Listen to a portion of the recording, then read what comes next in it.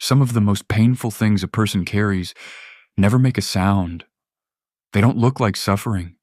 They don't look like someone who needs help. They look like someone who has it together. Someone dependable. Someone who always shows up.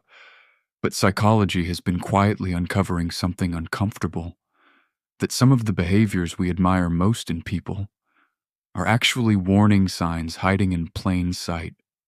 Today, we're going to look at the habits that pass as personality traits, as politeness, as ambition, but that can actually signal a mind that is quietly struggling. Because recognizing them in ourselves and in the people we love might be one of the most important things we ever do. The person who never falls apart. You know this person. Maybe you are this person, the one everyone leans on, the one who shows up, solves the problem, holds the room together, and then goes home and sits alone with a weight nobody ever sees. Psychology has a term for this. It's called high-functioning emotional suppression, and it is far more common than most people realize. On the outside, these individuals appear completely fine, capable, even cheerful. But beneath that composed exterior, research suggests they are often running on empty, emotionally depleted in ways that are invisible to everyone around them, including sometimes themselves. The National Alliance on Mental Illness identifies social withdrawal, even while maintaining a strong outward appearance, as one of the most overlooked warning signs of depression. Being the strong one isn't always strength. For many people, it is armor, a carefully maintained performance that keeps the real experience safely hidden from view. And armor, worn long enough, becomes exhausting to carry. The constant apology. Pay attention to how often some people say sorry. Not for genuine mistakes, for existing, for having an opinion, for taking up space in a conversation, in a room, in someone else's day. This pattern, chronic, reflexive apologizing, is rarely about politeness. Psychologists connect it directly to shame, to anxiety, and often to early experiences where the person learned that their presence was somehow inconvenient or unwelcome. It is not a social habit. It is a trauma response wearing a polite face. Underneath every unnecessary sorry is the same message, repeated endlessly. I'm not sure I'm allowed to be here. The National Alliance on Mental Illness lists extreme and persistent feelings of guilt and worthlessness as core indicators of clinical depression and anxiety disorders. Cognitive behavioral therapy has strong evidence for helping people identify and dismantle these deep patterns, but only once those patterns are recognized for what they actually are. Not politeness, not a personality quirk, a signal. When nothing feels like anything, there is a specific kind of emptiness that is very difficult to explain to someone who hasn't felt it. It's not sadness exactly. It's more like flatness, like the color has been slowly drained from everything. The hobby you used to love feels pointless. The food that once comforted you tastes like nothing in particular.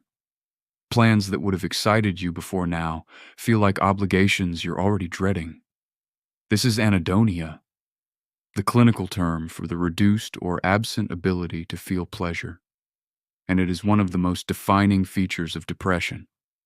The Mayo Clinic confirms that loss of interest in previously enjoyed activities is a primary diagnostic marker for major depressive disorder. It is not laziness. It is not ingratitude. It is the brain's reward system struggling to function the way it once did. But neuroscience is offering real reasons for hope. Emerging research into treatments targeting the brain's neural pathways, including studies on compounds that may help restore depleted connections, is beginning to give clinicians new tools for reaching people for whom nothing else has worked. The flatness is not permanent. The brain is more changeable than we once believed.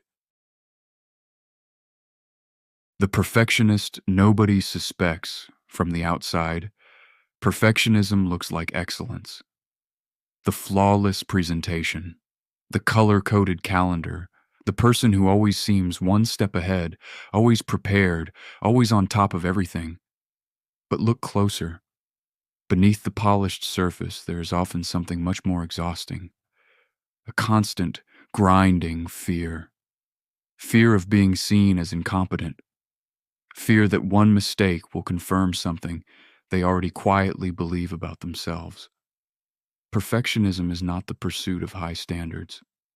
It is the management of terror, and it takes an enormous psychological toll, not just the endless over-preparation and late nights, but the chronic inability to feel satisfied. Because when your internal standard is flawless, nothing you produce is ever quite enough. Psychologists increasingly recognize perfectionism not as ambition, but as one of the most underestimated risk factors for burnout, anxiety, and depression, precisely because it looks so productive from the outside. The performance hides the cost, and the cost is rarely visible until it becomes impossible to ignore. The anger that is actually grief. Not everyone who is struggling looks sad. Some of them look irritable, short-tempered, easily frustrated by small things that rationally shouldn't matter that much. A dropped call, a minor change in plans, a comment that lands the wrong way. This pattern, particularly common in men and in adolescents, is one of the least recognized presentations of depression. Because anger reads as strength. Anger reads as a personality problem. Anger is the last emotion we typically associate with someone who might be quietly falling apart. But clinical research has identified irritability as not just a symptom of depression, but a marker of greater severity, associated with increased anxiety, higher functional impairment, and in some cases, elevated risk of more serious outcomes. It isn't a bad attitude, it isn't a character flaw. It is often just pain with nowhere else to go. And it is easier to be angry than to admit how tired you actually are. The slow disappearance. Everyone cancels plans occasionally. Everyone needs a quiet weekend. That's not the pattern to watch for. The pattern to watch for is the gradual, quiet retreat, the slow erosion of presence, the way someone can disappear from their own life and from the lives of people who care about them, in increments so small that nobody quite notices when it started. This kind of withdrawal is not introversion. It is not someone being antisocial or difficult. It is more often a sign that the effort of showing up has simply exceeded the energy available. Social anxiety, emotional burnout, and deep depressive states all share this symptom. A retreat from connection, not because the person wants to be alone, but because engaging with the world feels like more than they can sustain. There is a painful irony here.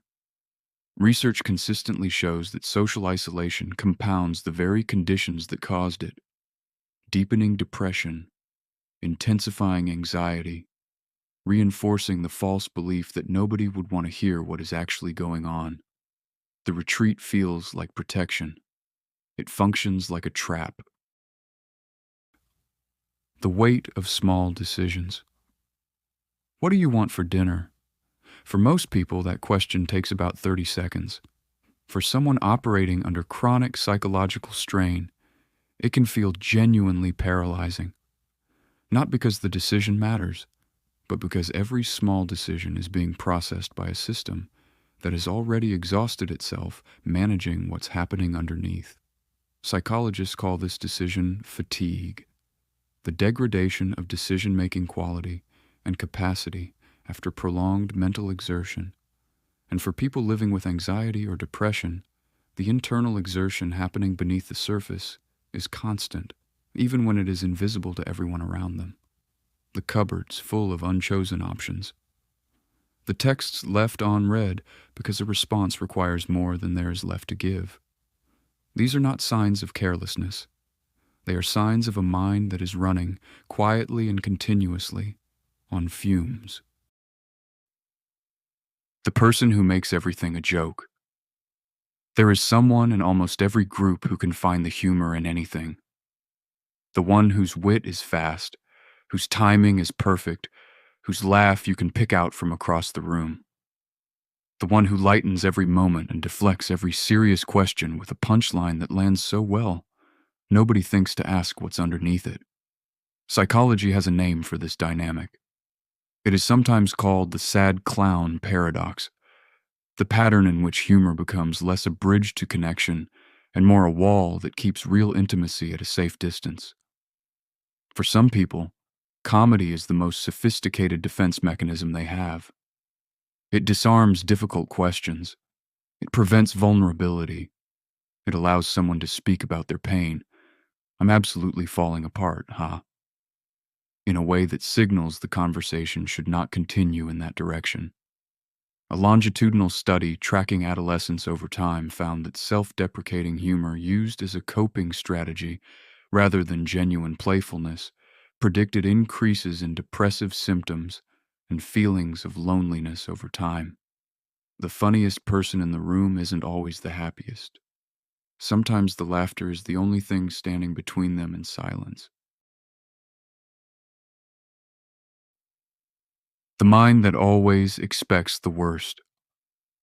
There is a difference between healthy caution and a mind that is permanently braced for disaster.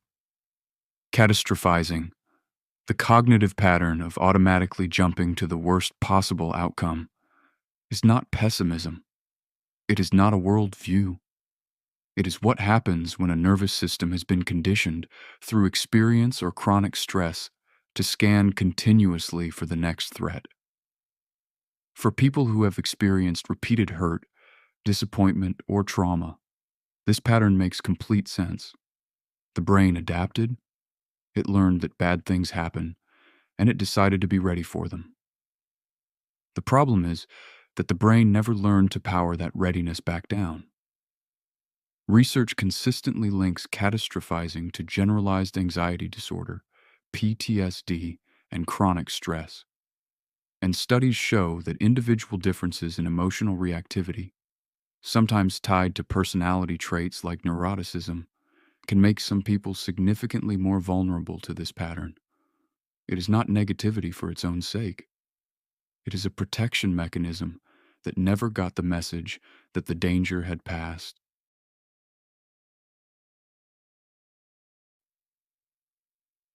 None of these behaviors exist in isolation. The person who holds everyone else together, the one who apologizes for breathing, the one who hasn't laughed, really laughed, in months, the one whose humor never quite reaches their eyes. These are not personality quirks. They are not flaws. They are the quiet, often invisible language of a mind under pressure. Signals from a system doing its best to cope with something it hasn't yet found the words to name. Recognizing these patterns, in ourselves or in someone we care about, is not about diagnosing anyone.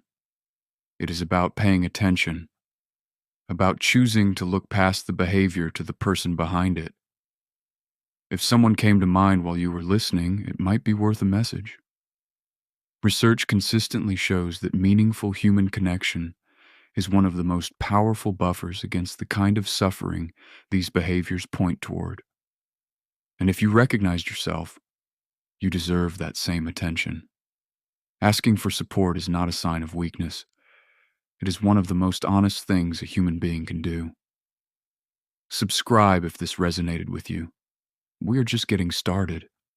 And remember, compassion costs nothing, and sometimes it changes everything.